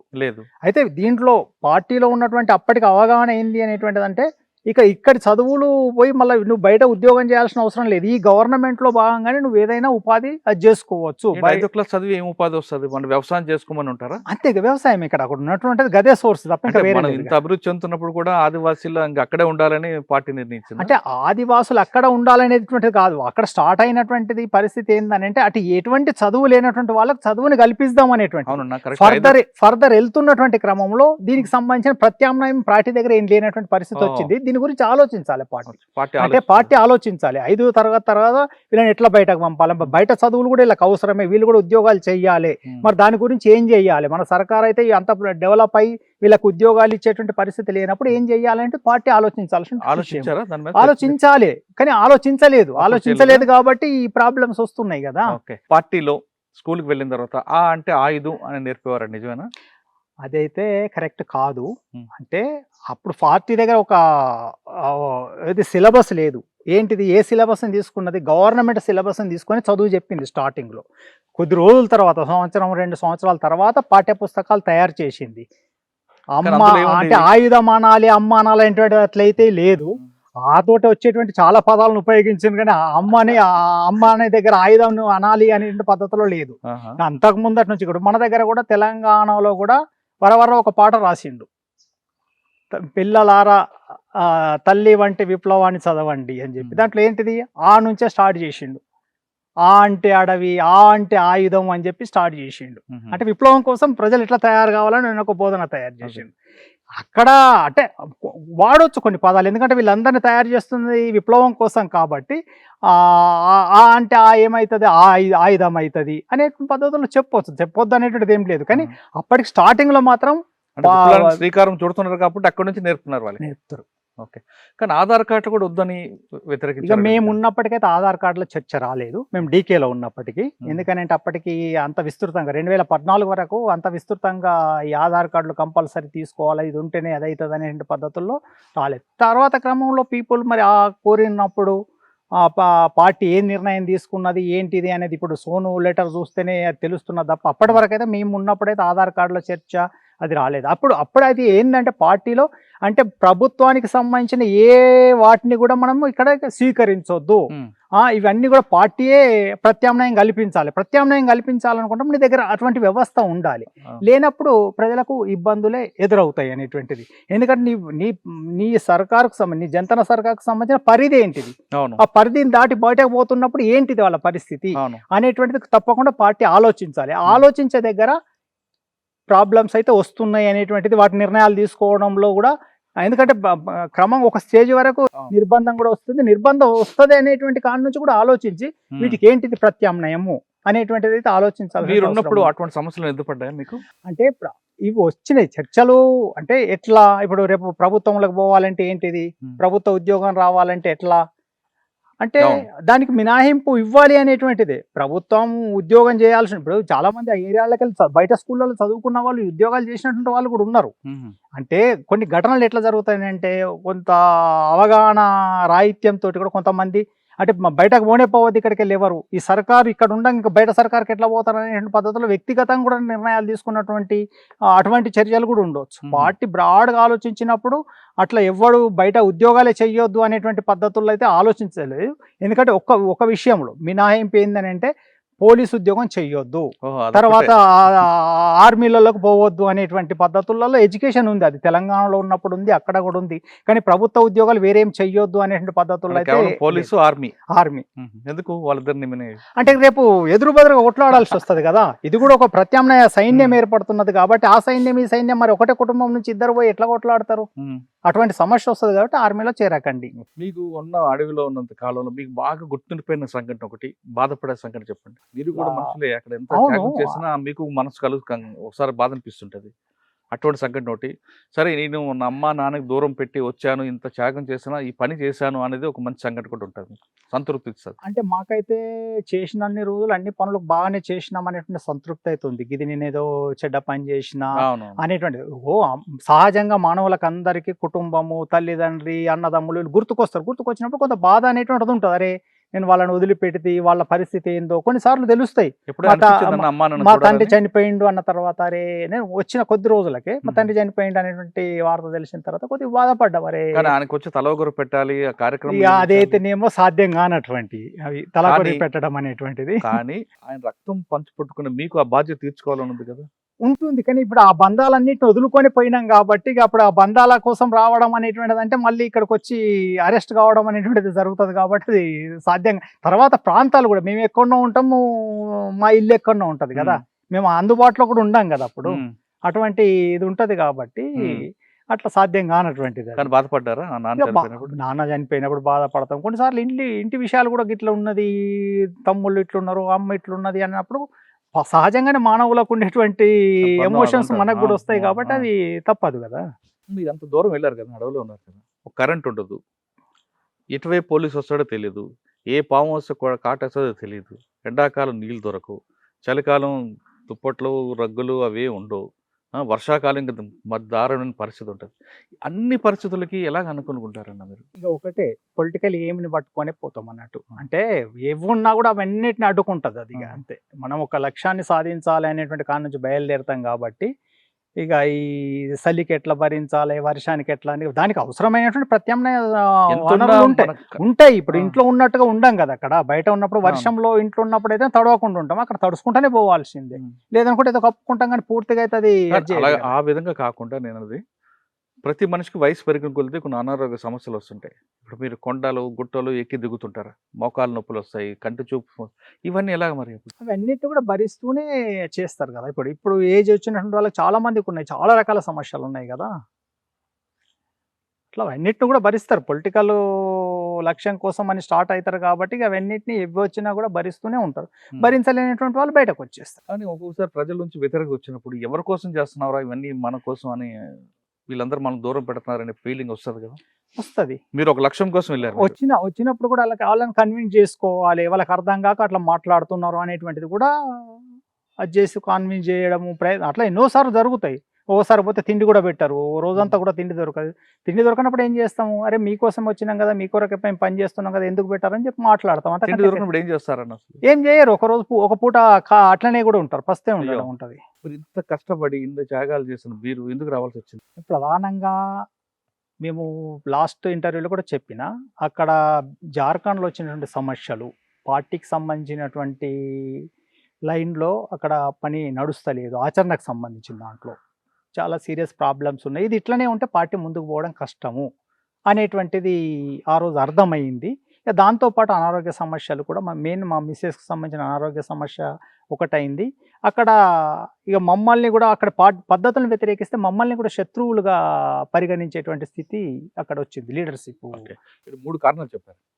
ఫస్ట్ కారణంలో party politburo central committee వరకు మీరు సెంట్రల్ కమిటీ ఉన్నారు కాబట్టి అక్కడ ఉన్న పరిస్థితుల్ని మిగతా వాళ్ళతో మాట్లాడి మీ అభిప్రాయం చెప్పి ఆ సమస్య పరిష్కారం చూసుకునే బాధ్యత మీ మీద ఉంది కదా. అది మేము డిస్కషన్ చేసినాము. మేము పోయిన కాడ నుంచి మా ఈఆర్బీలో కూడా మాట్లాడినాము, అక్కడ స్టేట్ కమిటీస్ తోటి కూడా మాట్లాడినాము. మాట్లాడితే దాన్ని తాత్సారం చేయడము, పట్టించుకోకపోవడం, ఐఆర్బి సెక్రటరీ తోటి కూడా మేము మాట్లాడినాం. ఈ ప్రాబ్లమ్స్ అయితే ఇట్లా ఉన్నాయి, ఇది కరెక్ట్ కాదు, ఇది ఏంది, దీని గురించి ఎట్లా, ఇది మార్పు, ఇది ఎందుకనంటే వాళ్ళంతా పార్టీ వ్యతిరేక కార్యకలాపాలు చేస్తున్నటువంటిది ఉన్నది. ప్రజలకు దూరంగా ఉంటూ ప్రజలు అసహించుకునేటువంటి పద్ధతులలో వ్యవహరిస్తున్నారు. పార్టీ పాలసీస్ కావు వీటిని. మనం ఎట్టి పరిస్థితులలో దీన్ని అనుమతించొద్దు అంటే చూద్దాంలే చేద్దాంలే అనేటువంటిది మాట్లాడము. కొన్నిసార్లు మేము పూర్తిగా దాన్ని ఇది పద్ధతి కాదు అని చెప్పి అక్కడ జరిగినటువంటి ప్లీనంలో కూడా మేము మాట్లాడిన తర్వాత మా పట్ల కొద్దిగా శత్రువైఖరి అవలంబించడం అనేటువంటి పద్ధతులలో చేయడము చేసిన తర్వాత అక్కడ వేరే ఏం లేదు. ఎందుకంటే మేము వేరే స్టేట్ నుంచి పోయినటువంటి వాళ్ళం, సెంట్రల్ కమిటీ కావచ్చు కానీ అక్కడ క్యాడర్ తోటి అక్కడ లీడర్షిప్ తోటి మాకు ఉన్నటువంటి సంబంధాలు తక్కువ కాబట్టి అక్కడ ఉండి చేయగలిగింది ఏం లేదు. తర్వాత అక్కడ ఉద్యమం కూడా ముందుకు పోవడం సాధ్యం కాదు అనేటువంటి నిర్ణయానికి వచ్చి జార్ఖండ్ లో మీరు ఎక్కువ కాలం పనిచేశారు. జార్ఖండ్ లో తక్కువ కాలం. జార్ఖండ్ నుంచి ప్రాబ్లం స్టార్ట్ అయింది కానీ ఛత్తీస్గఢ్, ఆంధ్ర, తెలంగాణ, ఒడిశా ఈ ప్రాంతాల్లో ఉన్నంత కమిట్మెంట్ జార్ఖండ్ లేదు. అక్కడ దళ సభ్యులు కేవలం కిడ్నాపర్లుగా ఉంటారనేది వాస్తవం. కిడ్నాపర్లు కాదు కానీ ఒక పార్టీ క్రమశిక్షణ, పార్టీ నియమాల కట్టుబడి పనిచేయడం అనేటువంటిది ఉండదు. ఇక విచ్చలవిడిగా ఎవరికి ఇష్టం ఉన్న పద్ధతుల్లో, ఎవరికి దోచిన పద్ధతుల్లో వాళ్ళు చేస్తూనే ఉంటారు. అది వ్యతిరేకించినాం. ఎవరైతే పార్టీ నియమాలకు వ్యతిరేకిస్తారో వాళ్ళని పార్టీకి ద్రోహి అనో లేదా కోవర్ట్ అని ముద్ర వేస్తుంటారు. కరెక్ట్ అంటే పార్టీ నిర్ణయాలకు పార్టీకి ద్రోహం చేసినప్పుడు ద్రోహిగా చేయాలి. కానీ ప్రతి ఒక్కరిని పార్టీ నుంచి వెళ్ళిపోతేనే, పార్టీ పాలసీని వ్యతిరేకిస్తేనే ద్రోహి అనేటువంటి పద్ధతులు అయితే చేయొద్దు. ఎందుకంటే ఎవరి అవగాహన వాళ్ళకు ఉంటుంది. పార్టీ తప్పు చేస్తున్నప్పుడు తప్పని మాట్లాడడం ఉంటుంది. లేదంటే పార్టీ నుంచి వెళ్ళిపోవడానికి సిద్ధపడ్డారు అనుకోండి ఏదో కారణాలతోటి, వాళ్ళని ద్రోహిగా అనేటువంటిది, వాళ్ళు ద్రోహం చేసిండ్రు, పార్టీకి నష్టం చేసిండ్రు అంటే ద్రోహిగా చేయొచ్చు. కానీ ప్రతి ఒక్కరిని ద్రోహి అనేట ఇవాళ వెళ్ళి వచ్చిన వాళ్ళందరూ ద్రోహులు అవుతారు కదా, అది సాధ్యం కాదు కదా. అంటే నిజమే వాళ్ళ నిర్దిష్టంగా వాళ్ళు పార్టీకి ఏం నష్టం చేసిండ్రు, ఎలాంటి నష్టం చేసిండ్రు, దాంతో పార్టీకి ఏం నష్టం జరిగింది అనే దాని మీద ఆధారపడి వాళ్ళని ద్రోహి అంటే అది వేరే. దాదాపు 15-20 సంవత్సరాలు పార్టీ కోసం త్యాగం చేశారు. మీ అనారోగ్య సమస్యలు అన్నీ ఉన్నా ఇంతకాలం సర్వీస్ చేసుకున్న మీకు ద్రోహి అనేస్తే బాధ అనిపిస్తుంది కానీ ఒకటి ఏంటనంటే పార్టీ ద్రోహి అనొచ్చు కానీ మన ఇక్కడ ఉండేటువంటి సమాజం మనల్ని ఎట్లా చూస్తుంది అనేటువంటిది కూడా పార్టీ ఒక ముద్ర వేయవచ్చు. కానీ మనకు సమాజం అంతా కూడా ముద్ర వేయాలి, మనం చేస్తున్నటువంటి మన యాక్టివిటీస్ ఏంటిది, మనం ఎట్లా చూస్తుంది సమాజం అనేటువంటిది కూడా ఉంటుంది కదా. ఇప్పుడు అదే ప్రాంతంలో మనం పనిచేస్తుండొచ్చు. ఇప్పుడు మేము తెలంగాణలో ఇప్పుడు ఉన్నాం, ఛత్తీస్గఢ్ నుంచో ఇంకెక్కడి నుంచో ద్రోహి అనేటువంటిది వచ్చింది అనుకోండి. కానీ అక్కడ ప్రజలు ఇప్పుడు అక్కడ మా గురించి పెద్దగా తెలియదు. ఇప్పుడు తెలంగాణ ప్రజలకు తెలుసు. తెలంగాణ ప్రజలు మనల్ని ఎట్లా చూస్తారు, మన ఆచరణని బట్టే కదా చూసేది. మేము తర్వాత వచ్చిన తర్వాత కూడా ఏం చేస్తున్నాం అనే దాన్ని బట్టి మీరు ద్రోహియా లేకపోతే ఇంకొకటా ఏంటిది అనేటువంటిది ఆలోచించుకుంటారు ప్రజలు. రెండో కారణం అనారోగ్య సమస్యలు, దానికోసం బయటకు వచ్చారు. మూడోది బయటకు వచ్చిన తర్వాత ఈ ప్రపంచంలోకి వచ్చారు మీరు.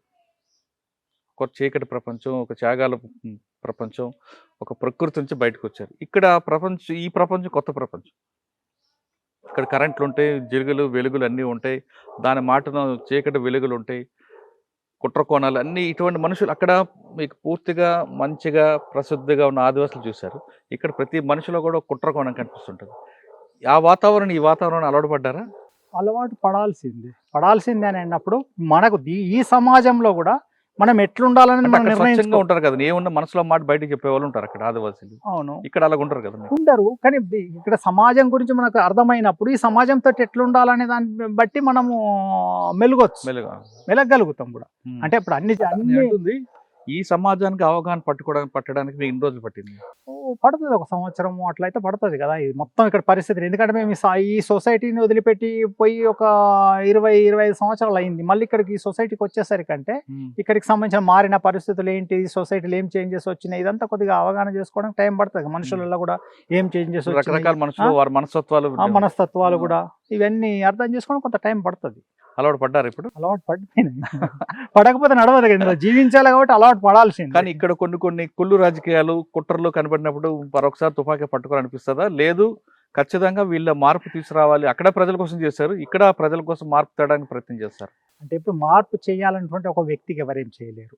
ఏదైనా కూడా ఒక ఉద్యమమో ఒక సంస్థనో ఉన్నప్పుడు అది చేయగలుగుతాం. ఒక వ్యక్తిగా ఏంది, నీకు నాకు ఏదైనా కనబడ్డప్పుడు మనం మాట్లాడుకోగలుగుతాం తప్ప ఇది మంచిది చెడు అని మొత్తం సమాజాన్ని మార్చడానికి ఒక వ్యక్తి ఏం చేయలేడు. అవును, ఆ ప్రజలకు మార్చడానికి ఒక వ్యక్తి ఏం చేయలేదు. కానీ ఒక వ్యక్తి ఈరోజు ఒక నిర్ణయం మీలాంటి వాళ్ళు తీసుకుంటే మీలాంటి వాళ్ళకి ఒక 10 మంది తోడవుతారు, 10 మంది 20 అలా పెరిగే అవకాశం ఉంది కదా. నిజమే, కానీ ఇప్పుడు అటువంటి పరిస్థితులు కూడా మాకు లేవు కదా. ఇప్పుడు పోయి ఒక సంస్థని స్థాపించి సమాజాన్ని ఉద్ధరిస్తాం అనేటువంటి స్థితి కూడా మాకు లేదు కదా. సరే, చాలా మంది మాజీలందరూ కూడా సెటిల్మెంట్ చేసుకుంటూ దందాలు చేస్తుంటారు. మరి మీరేం చేస్తున్నారు? మేమైతే ఏ సెటిల్మెంట్ చేస్తలేము. మాకు ఉన్నది ఒకటే వ్యవసాయం.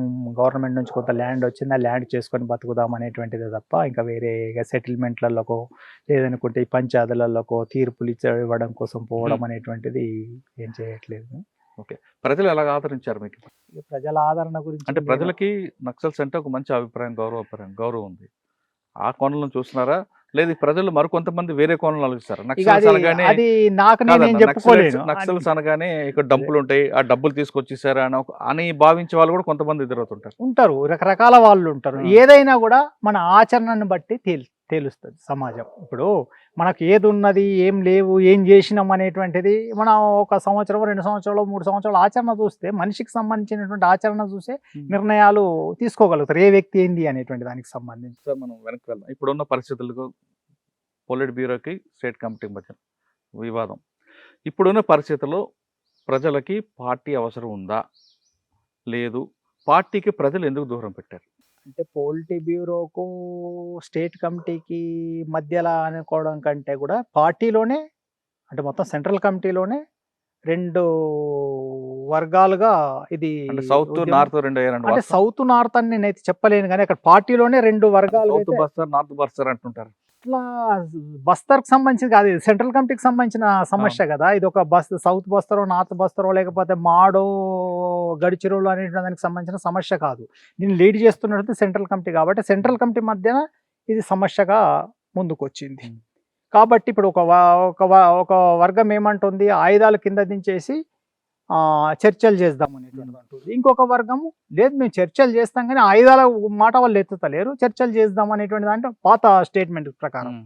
కాబట్టి ఇక దీంట్లో ఇప్పుడు సోను ఏదైతే చెప్తున్నాడో, అంటే ఆయన వెనక ఎంతమంది ఉన్నారు, ఏమున్నారు అనేది ఆయన కూడా స్పష్టంగా చెప్పలేదు. కొంతమంది ఉన్నారు, ఈ డివిజన్లు ఉన్నాయని స్టేట్మెంట్లు వస్తున్నాయి డివిజన్ల పేర్లతో. అంటే ఆయనకి ఇచ్చిన స్టేట్మెంట్ ఇచ్చిన తర్వాత అటు సింగరేణి కానీ లేదంటే బస్తర్లో కానీ మాడ్ కమిటీ కానీ సమర్థిస్తూ స్టేట్మెంట్ ఇచ్చారు వాళ్ళు కూడా. అవునవును, అదే స్టేట్మెంట్స్ నేను కూడా చూసిన. ఆ స్టేట్మెంట్స్ మరి ఆ కమిటీల నుంచి వచ్చిన, ఎందుకంటే సింగరేణి ప్రాంతంలో అయితే ఏ కమిటీ లేదు, ఎవరు లేదు. బస్తర్లో ఉంది కదా, బస్తర్లో ఉంది, మాడ్లో ఉంది, బస్తర్లో ఉంది, గడిచిరోల్లో ఉంది. గడిచిరోల్లో ఉంది. నిన్న మొన్న ఒక స్టేట్మెంట్ కూడా వచ్చింది వాళ్ళ నుంచి. ఏంటిది, అక్కడ పార్టీ నుంచి వెళ్ళిపోయినటువంటి వాళ్ళు ప్రభుత్వానికి ఎట్లా సహకరిస్తున్నటువంటిది మార్చుకోండి అనే పద్ధతుల్లో గడిచిరోల నుంచి ఒక స్టేట్మెంట్ కూడా నిన్న విడిగా వచ్చింది.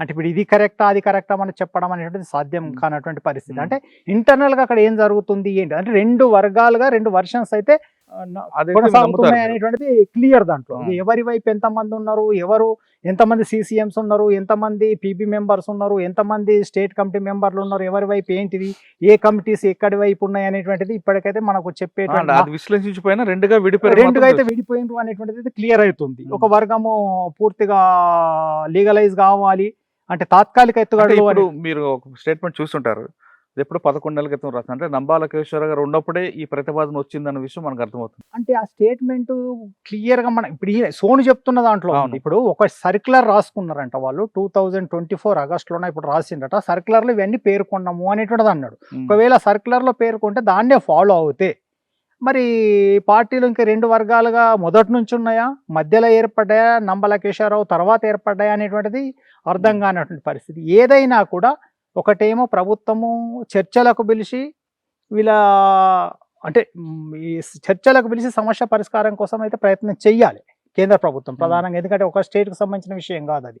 ఛత్తీస్గఢ్ ఉంది, ఒడిస్సా ఉంది, జార్ఖండ్ ఉంది, ఉమ్. తెలంగాణలో కొంత పార్ట్ ఉంది, ఇటువంటి ప్రాంతాలు ఉన్నాయి కాబట్టి వీటన్నిటి దృష్టిలో పెట్టుకొని కేంద్ర ప్రభుత్వము చర్చలు జరపడానికి ప్రయత్నం చేస్తే, వాళ్ళకి చర్చలకు పిలిపిస్తే మరి 2 వర్గాలు వస్తాయా, ఒక వర్గం వస్తుందా అనేటువంటిది ఒకటి తేలేటువంటిది అది ఉంది. ఒకటి ఇంకొకటి ఏంటంటే ఇప్పుడు సోను ఈరోజు ఇవన్నీ తప్పులు జరుగుతున్నాయి అనేటువంటి పద్ధతుల్లో మాట్లాడుతున్నప్పుడు మరి ఆయన చాలా కాలంగా ఉన్నాడు కాబట్టి అక్కడ జరుగుతున్నటువంటి వాటిని కింద క్యాడర్ వరకు తీసుకెళ్లి ఎడ్యుకేట్ చేసుకొని పార్టీని మరి మనము ఎత్తుగడలు మార్చుకోవాల్సిన అవసరం ఉన్నది అనేటువంటి వైపు డ్రైవ్ చేసుకుంటే ఇంకా బాగుండేది. ఇప్పుడు చాలా నష్టాలు జరిగినాయి ఈ మధ్య 1 year లో. చాలా మంది లీడర్షిప్ చనిపోవడం అనేటువంటిది, చాలా మంది క్యాడర్ చనిపోవడం, జనం చనిపోవడం అనేది జరిగింది. జరగక ముందే ఇంకా ఈ నిర్ణయం తీసుకొని ఉంటే ఇంకా బాగుండేది. ఇంకా ముందే తీసుకొని ఉంటే అంటే జరగాల్సిన నష్టం ఎంతో జరిగిపోయింది కదా. జరిగిపోక ముందే ఈ నిర్ణయాలు తీసుకొని ఉంటేనేమో అంటే వచ్చే వాళ్ళు వస్తారు, ఉండే వాళ్ళు ఉంటారు, అది వేరే విషయం. కానీ నష్టాలను తగ్గించగలిగే వాళ్ళు.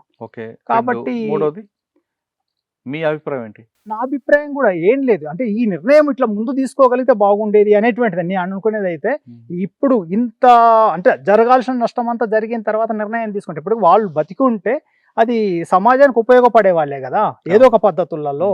అటు ఉంటారా అంటే ఉద్యమంలో ఉంటారా, మరి బయటకు వచ్చి ఉద్యమం చేస్తామంటారా, ఏదైనా కానీ ఆ నష్టాలు జరగక ముందు నిర్ణయం తీసుకొని ఉంటే బాగుండేది అనేటువంటిది. కానీ ఎవరి వైపు ఎంత ఉన్నారు, ఏమైంది, దీనికి ఎవరు నాయకత్వం వహిస్తున్నారు పార్టీలలో 2 వర్గాలకు అంటే ఒకటైతే సోన్ అనేది స్పష్టంగా ఉన్నది, ఇంకొక వైపు ఎవరున్నారు అనేది కూడా చెప్పడం కష్టమే. అంటే ఇంకోవైపు ఈయన కనిపిస్తున్నారు కదా మనకి ఇప్పుడు తిప్పర్తి, అంటే తిరుపతి పేరుతో అయితే ఏ స్టేట్మెంట్స్ అయితే రాలేవు. అంతకుముందు వచ్చింది కూడా అభయ్ పేరుతోటి వచ్చింది. అభయ్ పేరుతోటి తర్వాత state committee DK state committee పేరుతోటి వచ్చింది. అంటే మీరు అడవిలో ఉన్నప్పుడు మీరు చాలా మంది మీకు సమకాలీలు కనిపిస్తుంటారు ఇంట్లో, నంబాల కేశవరావు గారు వీళ్ళందరూ, ఎవరితో ఎక్కువగా మీకు సాన్నిధ్యం ఉండేది? ప్రత్యేకంగా అనేటువంటిది ఏం లేదు, ఎవరెవరితో పనిచేసేప్పుడు మాకు ఇక్కడ కటకం సుదర్శన్ ఉండే. కటకం సుదర్శన్ ఒక లీడర్ కాబట్టి ఆయనతోటి సాన్నిధ్యంగానే ఉన్నాం. తర్వాత చంద్రన్న అని ఉండే ఇక్కడ తెలంగాణలో, అప్పుడు తెలంగాణ ఇప్పుడు CCM పుల్లూరి ప్రసాదరావు, ఆయనతోటి సాన్నిధ్యం ఉండేది. DKకి వెళ్ళిన తర్వాత నాకు దేవ్జీ తోటి సాన్నిధ్యం ఉన్నది, సోనుతోటి కూడా సాన్నిధ్యం ఉన్నది. ఉద్యమాల అవసరాల రీతి అప్పుడు ఎవరు ఉంటే వాళ్ళతోటి కేశవరావు తోటి కూడా సాన్నిధ్యం ఉండేది. అంటే ఒక్కొక్క అభిప్రాయం ఉండదు, అందరిలో ఎవరిది మీకు బాగా మీ మనసుకు దగ్గర ఉండేది? అట్లనేం లేదు కానీ ప్రత్యేకంగా అట్లా వీళ్ళతోటే అప్పుడు ఉద్యమ అవసరాల రీతే వాళ్ళందరితోటి వ్యవహరించినప్పుడు అందరూ బాగానే ఉండేది. అంటే అందరితో ఒకేలాగా ఉన్నా కొంచెం దగ్గర కనిపిస్తుంటది. మాకైతే దగ్గరగా ఎక్కువ అటాచ్మెంట్ అయితే మాకు ఆనంద్ తోటి ఉండేది, కటకం సుదర్శన్ తోటి. ఇప్పుడు పార్టీ బయటకు వచ్చింది కదా, పార్టీని లీగలైజ్ చేస్తే వచ్చే నష్టం ఏంటి, లాభం ఏంటి? నేను అయితే దాని గురించి చెప్పాలనుకున్నప్పుడు లీగలైజ్ చేస్తే నష్టం లాభం అనేది కాదు, మారిన పరిస్థితులకు అనుగుణంగా ఏదైనా కూడా నిర్ణయాలు తీసుకోవడం కరెక్ట్ ఉంటుంది. సమాజంలో మార్పులు వచ్చినాయి, మార్పులకు అనుగుణంగా ఉద్యమము ముందుకు తీసుకుపోవాలనుకున్నప్పుడు మార్పులకు అనుగుణంగా నిర్ణయాలు తీసుకోగలిగితే ఉద్యమం ముందుకు పోగలుగుతుంది. ఏదైనా ప్రజా సమస్య దీర్ఘకాల యుద్ధం కదన్నా, దీనికి అంతలేదు కదా. అంటే దీర్ఘకాలికం అంటే దానికి కూడా ఒక పరిమితి ఉంటుంది కదా, ఎంత దీర్ఘకాలికం అనేటువంటిది కూడా ఉండాలి కదా. ఇప్పుడు సొసైటీలో చేంజెస్ వచ్చినప్పుడు చేంజెస్ అనుగుణంగా ఉద్యమాన్ని మరల్చినప్పుడే ఉద్యమం ఏదో ఒక దిశ తీసుకోగలుగుతుంది, లేకపోతే ముందుకు పోవడం. కానీ ఇప్పుడున్న పరిస్థితుల్లో సమస్యలు ఉన్నాయి, ప్రభుత్వం చెప్తున్నట్లుగా ఉద్యమం ఆపేస్తా ఉన్న సమస్య ఇంకో రూపంలో ముందుకు వస్తుంది, ఉద్యమం రూపంలో. కానీ ప్రజలు పార్టీ అవసరం లేకుండా వాళ్ళగానే గొంతెత్తి రోడ్డు మీదకి వచ్చే పరిస్థితి కనిపిస్తుంది మనకు. ఉదాహరణకి నేపాల్ కానీ, బంగ్లాదేశ్ కానీ, శ్రీలంక చూస్తే ఏ పార్టీ సహకారం అవసరం లేదు వాళ్ళకి, వాళ్ళ కష్టాలను వాళ్ళు రోడ్డు మీద తీసుకొస్తున్నారు. మరి పార్టీ ఉనికి ఎక్కడ ఉంటుంది, ఇంకా పార్టీ అవసరం ఎక్కడ? ఒకటి ఏంటంటే ప్రజలకు సమస్య వచ్చినప్పుడు తప్పకుండా రోడ్డు మీదకి రావాల్సింది. జీవన మరణ సమస్య అనుకున్నప్పుడు రోడ్డు మీదకి తప్పకుండా రోడ్డు మీదకి రావాల్సింది. ఒక పార్టీ ఉన్నప్పుడు సంఘటితంగా వాళ్ళ నాయకత్వం వహించి ముందుకు ఒక దిశలో తీసుకుపోగలుగుతుంది పార్టీ ఉన్నప్పుడు. పార్టీ లేనప్పుడు విచ్చలవిడిగానే ఎవరికి దోచిన విధంగా వాళ్ళు పోతారు. లేదనుకుంటే ఆ ఉద్యమం నుంచి ఒక పార్టీ పుట్టొచ్చు. పుట్టొద్దు అనేటువంటిది ఏం లేదు. కమ్యూనిస్ట్ పార్టీ పుడుతుందా, ఇంకొక పార్టీ పుడుతుందా, కానీ ఉద్యమం అవసరం ఉన్నది అనుకున్నప్పుడు ఉద్యమం నుంచి పార్టీలు పుడతాయి కదా. అది ఇదే పార్టీ, ఈ పార్టీ పోవచ్చు, వాళ్ళ మొత్తం కూడా స్మాష్ కావచ్చు. కానీ జనంకు సమస్య ఇప్పుడు అక్కడ పెద్ద ఎత్తున మైనింగ్స్ స్టార్ట్ చేస్తున్నారు. మైనింగ్ స్టార్ట్ చేసినప్పుడు అక్కడ ఆదివాసులు అందరూ నిర్వాసితులు అవుతారు ఆ ప్రాంతాలలో. వాళ్ళకు ఉపాధి కల్పించినప్పుడు తప్పకుండా వాళ్ళు ఉద్యమంలోకి పోవాల్సిందే కదా. ఇంకొక మైనింగ్ అన్నారు కాబట్టి అడుగుతున్నా ప్రశ్న. దండకారణలో చాలా మైనింగ్ ఉన్నాయి, కొన్ని కంపెనీలు నడుస్తుంటాయి. మీకు ఎస్ఆర్ పైప్స్ అనో లేదంటే ఇంకోటి XYZ అని. బయట ఎక్కడైనా సరే ఒక కంపెనీ ఉంటే ట్రేడ్ యూనియన్లు ఉంటాయి, కానీ ఆ ప్రాంతంలో ట్రేడ్ యూనియన్లు ఒక ఎర్రజెండా ఎందుకు కనిపించదు? వాస్తవంగా ట్రేడ్ యూనియన్ అంటే ఇప్పుడు బైలాదిల్లా ప్రాంతంలో ట్రేడ్ యూనియన్స్ ఉన్నాయి, కానీ పార్టీకి సంబంధించిన ట్రేడ్ యూనియన్స్ లేవు. బయట సిపిఐ సిపిఎం వాళ్ళకి సంబంధించిన ట్రేడ్ యూనియన్స్ అటువంటి అడవిలో ఉన్న కంపెనీలో ఎందుకు కనిపించవు? అదే అడవిలో ఏంటంటే ఒక పార్టీకి సంబంధించినటువంటి బలహీనత కూడా ఏంటంటే పట్టణాలకి వెళ్ళి కార్మికులను ఆర్గనైజ్ చేయడంలో ఇక్కడ తెలంగాణ ఆంధ్ర ప్రాంతాలలో వచ్చేసింది, కానీ ఛత్తీస్గఢ్ ఇతర ఒడిస్సా లాంటి ప్రాంతాలలో అసలు బయట ఆర్గనైజేషన్ లేనటువంటి ఒక విధంగా బలహీనత అది పార్టీకి సంబంధించిన సీరియస్ బలహీనత. కాబట్టి ఇప్పుడు పార్టీ ఒంటరి అయిపోయింది కదా. అక్కడ ఎక్కడ టౌన్లతో ఏం సంబంధం లేనటువంటి స్థితి కాబట్టి ఒంటరి అయింది. ఇప్పుడు మీరు చాలా త్యాగాలు చేశారు, నేను అంటుంది మేము ఒక్కరినే కాదు, ఆ వ్యవస్థ త్యాగాలు చేసింది కాబట్టి ఈరోజు మనందరం హాయిగా ఉన్నాం. అంత త్యాగాలు చేసిన వాళ్ళు ఇప్పుడున్న సమాజంలో రాజకీయ నాయకులు అవినీతితో అలవాటు పడ్డారు. ప్రజలు కూడా అలాగే తయారయ్యారు. డబ్బులు ఇస్తేనే ఓట్లు, బీర్ ఇస్తేనే ఓట్లు, బిర్యానీ ఇస్తేనే ఓట్లు ఇస్తారు కొంతమంది ప్రజలు తయారయ్యారు. ఈ ప్రజలు కూడా చూస్తున్నారు, మంచి స్వచ్ఛమైన నాయకుడు కావాలి, నీతి నిజాయితీగల ఒక నాయకుడు కావాలని చూస్తున్న క్రమంలో మీలాంటి వాళ్ళందరూ బయటకు వచ్చి మీకున్న సంబంధాలతో ఒక మంచి వ్యక్తిని ఒక సర్పంచ్గా ఎన్నుకుంటే ప్రజలు ఆదరిస్తారు కదా. అంటే ఒక వ్యక్తి ఒక సమూహం వస్తే వ్యవస్థ అంత అట్లా ఉన్నప్పుడు ఒక చిన్న వ్యవస్థ ఒక సమూహము ఒక వ్యక్తి వస్తే అటువంటి వ్యక్తిని కానీ అటువంటి సమూహాన్ని కానీ పైకి రానిచ్చే అవకాశాలు తక్కువ. ఎందుకంటే ఈ వ్యవస్థ వాళ్ళ చేతిలో ఉంటుంది కాబట్టి వీళ్ళని ఏదో ఒక పద్ధతి తొక్కేయడానికే ప్రయత్నం చేస్తారు తప్ప వీళ్ళని ఏదో అంటే ప్రజల కోసం వీళ్ళు వస్తారు. ప్రజలు ఆదరిస్తారు కానీ పూర్తిగా ప్రజల మీదనే ఆధారపడలేదు. వ్యవస్థ అంతా వాళ్ళ చేతిలో ఉన్నప్పుడు ప్రజలు ఏం చేయలేని పరిస్థితి కూడా. ఫైనల్గా చెప్పండి, ఈ సమస్య పరిష్కారం ఏంటి? చర్చలు జరపమంటారా, లేదు పార్టీ అంటే ఎవరో వర్గం వరకు కంప్లీట్గా పార్టీని లీగలైజ్ చేయడం బెటర్ అంటారా? నేను అనుకునేది అయితే లేదా సాయుధ పోరాటం కంటిన్యూ చేయమంటారు? పార్టీ తోటి ప్రభుత్వం చర్చలు జరిపితే చర్చలలో తేల్చుకోవడం మంచిది. సాయుధ పోరాటం చేస్తారా, ప్రభుత్వం ఏం డిమాండ్స్ పెడుతుంది, వీళ్ళు ఏం డిమాండ్స్ పెడతారు అనేటువంటిది. ఇక సాయుధ పోరాటం అనేటువంటి దానికి సంబంధించింది అది పరిస్థితులు ప్రజలు నిర్ణయించాల్సినటువంటి విషయం. మీరు అన్నట్లుగా చర్చలకే పిలిచారనుకున్నారు అవును. ప్రభుత్వం చర్చలకు వచ్చినప్పుడు ఈ 45 సంవత్సరాలు దండకారంలో పార్టీ ఏం చేస్తుందో వాటి మీద కూడా చర్చ పెడదామని సిద్ధమేనా అంటే? ప్రభుత్వం ఏం డిమాండ్ పెడితే దానికి 45 సంవత్సరాలు ఆదివాసీల్ని ఏ విధంగా అభివృద్ధి చేస్తాం, మాడ్ని ఎలా డెవలప్ చేస్తాం, దండకారాన్ని ఏ విధంగా ముందుకు తీసుకెళ్లాలనే విషయాన్ని వివరించగలరా పార్టీ? అది నేను చెప్పడం కష్టం, కానీ పెట్టినప్పుడు డిమాండ్ పెట్టినప్పుడు దాన్ని వివరించాల్సిందే కదా. ఇప్పుడు సమాజం అడిగింది దాన్ని కావాలి, ఇది మరి మీరు ఏం డెవలప్ ఏంటిది, మీరు ఏం ప్రయత్నం చేసినారు అన్నప్పుడు దాన్ని చూపించాలి. సమాజానికి మేము చేసినటువంటి ఉపయోగం ఇది జరిగింది అనేటువంటి చెప్పాల్సిందే. అంటే మీరు చెప్తున్నట్లయితే చర్చల ద్వారా పరిష్కరించుకోవడం మా ఉపయోగం మంచిది అనేటువంటిది నేనైతే. ఎందుకంటే ఇప్పుడు ఈ మావోయిస్ట్ పార్టీకి సంబంధించిన సమస్యనే కాదు కదా, దేశంలో రకరకాల సమస్యలు వస్తున్నప్పుడు సాయుధ పోరాటాలు కొనసాగుతున్న ప్రాంతాల్లో కూడా చర్చలు జరుపుతున్నాయి ప్రభుత్వాలు. అది మణిపూర్ కావచ్చు, జమ్మూ కాశ్మీర్లో కావచ్చు, అస్సాంలో కావచ్చు, ఇటువంటి ప్రాంతాల్లో కూడా ప్రభుత్వాలు చర్చలు చేసినాయి. కాబట్టి ఇక్కడ చర్చలు చేయడానికి అభ్యంతరం ఏముంది అనేది. వీళ్ళు కూడా ఈ భారతదేశానికి సంబంధించినటువంటి మనుషులే, పౌరులే కాబట్టి వీళ్ళతో కూడా చర్చలు చేయొచ్చు. చర్చలలో వాళ్ళు ఏం డిమాండ్ పెడతారు, వీళ్ళు ఏం డిమాండ్ పెడతారు, దాని మీద ఆధారపడి చర్చలు కొనసాగుతాయా లేకపోతే ఎవరి వైఖరి వాళ్ళు అది చేసుకుంటారు అనేటువంటిది నిర్ణయించాలి. ఇప్పుడు జరుగుతున్న యుద్ధంలో, ఉత్తరాల యుద్ధంలో దీన్ని ఫుల్ స్టాప్ పడాలంటే చర్చలే ముఖ్యం అంటున్నారు సత్వాజీ అలియాస్ సుధాకర్ అన్న. ఆయన చెప్తున్న ప్రభుత్వం ఇప్పటికైనా అన్నలు బయట వాళ్ళు కాదు, వాళ్ళు కూడా భారతదేశ పౌరులు కాబట్టి వాళ్ళు కుటుంబాలు త్యాగాలు చేసి ఈరోజు ఇంతకాలం పనిచేశారు కాబట్టి వాళ్ళకి తుపాకీతోనే పరిష్కారం కాదు, వాళ్ళని పిలిచి మాట్లాడి చర్చల ద్వారా ఆ సమస్యకు పరిష్కారం తీసుకొస్తే మంచిదంటూ ఆయన అభిప్రాయం వ్యక్తం చేస్తున్నారు. కేవలం అడవుల్లో రక్తం మూత, బుల్లెట్ సప్పుడు రాకుండా, ఆ రక్తపు ఏరు పారకుండా ఉండాలంటే చర్చలు బెస్ట్ అంటున్నారు ఆయన. ఎందుకంటే వాళ్ళు కూడా కొంతకాలం చేశారు కాబట్టి ఏం చేశారు, ఏం చేయబోతున్నారు, వాళ్ళకున్న ఉద్దేశాలు ఏంటి, వాళ్ళ ఆదివాసులకు ఏ విధంగా డెవలప్ చేయబోతున్న విషయంపై ఖచ్చితంగా చర్చలు జరిపి వాళ్ళని కూడా అభివృద్ధిలో భాగస్వాములు చేస్తే ఈ సమస్యకు పరిష్కారం దొరుకుతుందంటూ సత్వాజ్ గారి యొక్క అభిప్రాయం. ఇది ఈ వారం సుధాకర్ అన్న అలియా సత్వాజ్ గారితో ఎక్స్క్లూజివ్ ఇంటర్వ్యూ. వచ్చే వారం మరో గెస్ట్తో మళ్ళీ కలుద్దాం. ఇంతవరకు నమస్తే. Thank you very much. And for more videos, Please subscribe to iDream. Please subscribe to iDream. Please subscribe iDream. And please subscribe to iDream. For more videos, subscribe to iDream. please like, share and subscribe to the channel. Congratulations, iDream. Subscribe to iDream. Subscribe to iDream. So subscribe to iDream Media. iDream ki iDream team andarki huge congratulations. Please subscribe iDream Media. Please subscribe to iDream. Subscribe iDream. Please subscribe to iDream. iDream అంటే నా కళల ఛానల్ను subscribe చేసుకున్న నోరు తిరుగుతలేదు, మీరైతే గంట గుర్తు కొట్టండి. For more such videos, please subscribe to iDream. Subscribe to iDream. Please subscribe to iDream. Please subscribe iDream Media. Please do subscribe to iDream. Please subscribe to iDream Media. For best entertainment and information, please subscribe iDream. And don't forget to subscribe to iDream.